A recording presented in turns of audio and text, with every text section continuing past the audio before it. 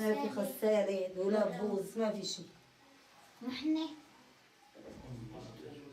نتابع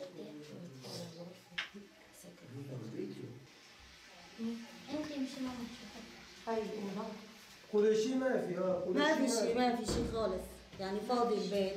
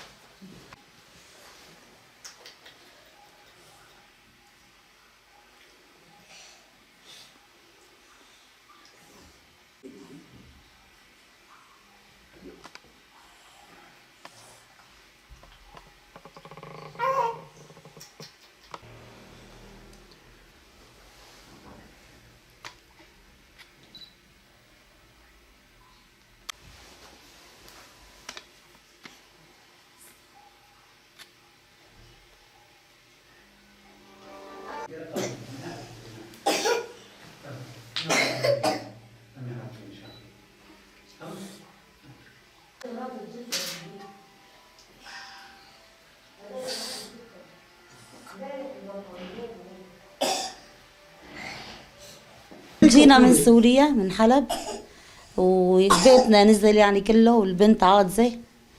عندي 3 توم بنات وصبيين، وعندي يعني 7 بنات وصبيين، بس في 3 توم بصبيين توأم يعني. ويعني ما بعرف، جينا لهون فتنا تهريب، وأبو محمد بعدين فات كمان، هو مضروب بإجره يعني، لما أنقذ بنته إجره يعني مضروبة من هون هيك. وما يعني ما في لا براد لا غسالة لا فرن لا شيء، طاول ما في شيء بالبيت. مني 2 شهر جينا، ويعني الوضع سيء بالبيت. لا أنا فتت من باب الهوا أنا وبنتي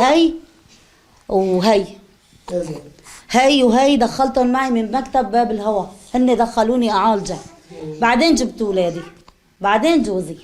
7 بنات وصبيين 9. 9 اي